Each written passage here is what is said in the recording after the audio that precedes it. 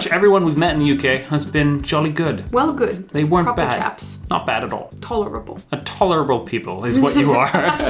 Hey guys, I'm Eric. And I'm Grace. We're the Wandering Ravens. We are a couple of Americans currently living in Northern Ireland, and today we are continuing our quest to learn everything we can about UK culture. Today's quest is taking us through Reddit, specifically through the subreddit r/AskUK. This is a little internet community where people can ask British and Northern Irish people all of their pressing UK-related questions. One of these questions caught our eye, and it is, what is your favorite thing about the UK?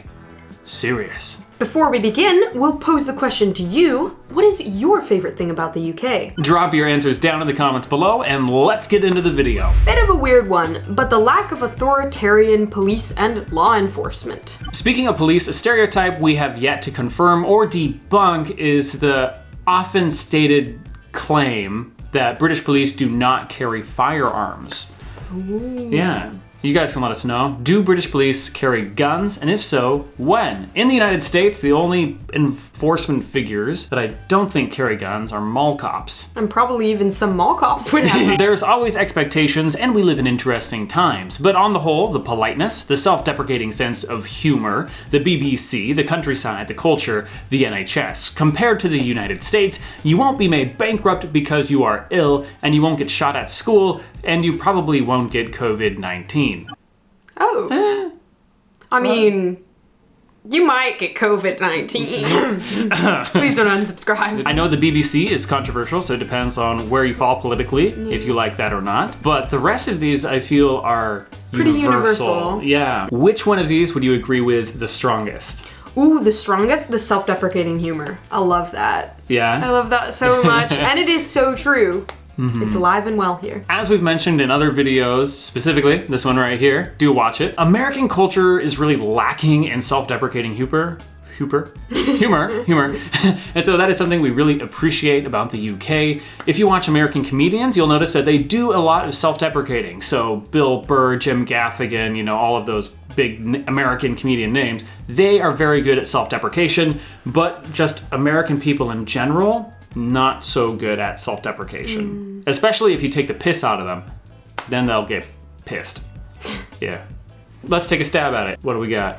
Oh, I got one. If you enjoy UK culture videos, make sure you subscribe to this channel for fresh and disappointing content 2 times a week.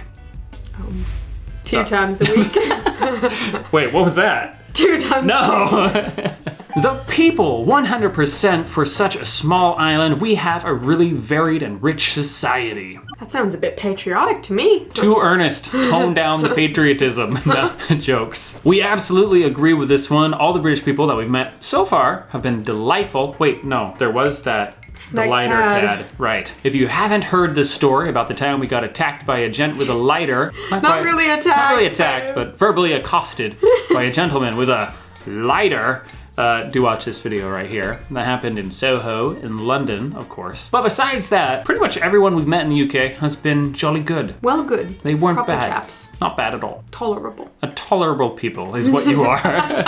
Very historic buildings. I loved seeing old abbeys and churches. This sounds like not a British person then. Yeah, they must be foreign. Okay. Also, nothing beats an English garden. My question is, what constitutes an English garden? Because in the States, we have English gardens, but I'm not really necessarily sure if they're the same thing as what you would call an English garden in the UK. True. Is an English garden in America the equivalent of what we call an English muffin in America? Which is to say, not at all English. And not at all a muffin.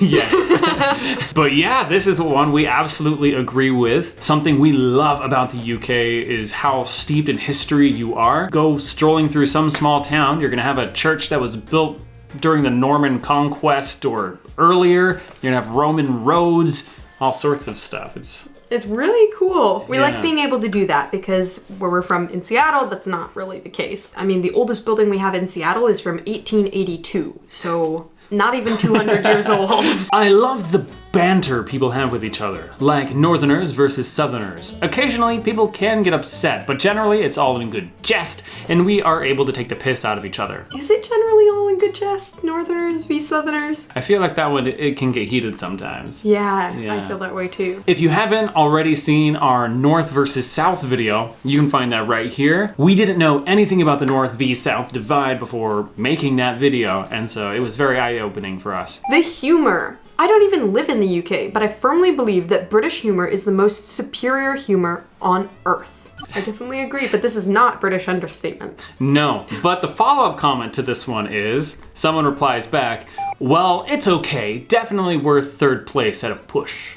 All right, there it is. There it is. Real quick, in case you haven't heard this already, we have an active Patreon community where we post 3 additional videos every week. We have a private Facebook group where we can chat with you guys about our UK plans. And live streams. Joining our Patreon community helps support the channel, helps us make better videos more often, and gets you a lot more content and one-on-one time with the Wandering Ravens, which, now that I say it, sounds more like a deterrent than an incentive. Never being very far from the sea. I love this about the UK. I cannot wait for us to be out of quarantine so that we can go find the sea. We haven't seen the sea in such a long time. Last year. October, November, sometime around there. Too long ago. Being that we're in Northern Ireland, we are very close to a lot of sea, and you guys have recommended a lot of beaches and stuff for us to see already, so we're very excited to get out of quarantine, hop on a bus, and get to the seaside. And when we do that, we'll probably make a video for you guys to enjoy as well. Which brings up a question. We have been doing lots of these sitting down, talking with you about British culture videos, but if you would like to see occasional videos of us actually going out and walking around the UK and doing videos like that, more vlog style, do let us know down in the comments if that is something you would like to see. Because we don't want to make that if that's something you don't want to see. The variety and the history. In less than an hour drive, I can switch from vibrant nightlife to quiet village, from modern to classic, from ugly to beautiful.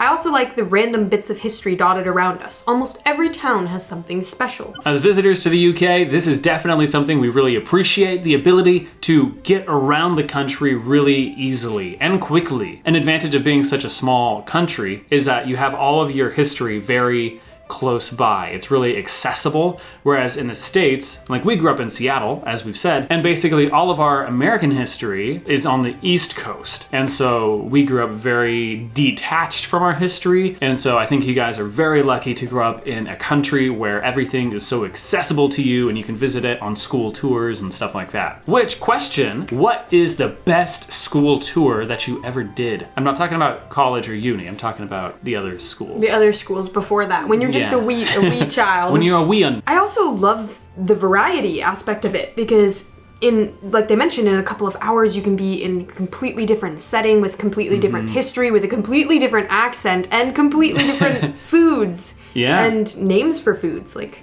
the bread roll one. Yeah, the bread roll one. What do you call rolls in your part of the UK? We should do a poll about that. We should. Yeah. Oh man, that'd be fun. Again, I'm Eric. And I'm Grace. We're the Wandering Ravens. And we will see you in the next video. Laters.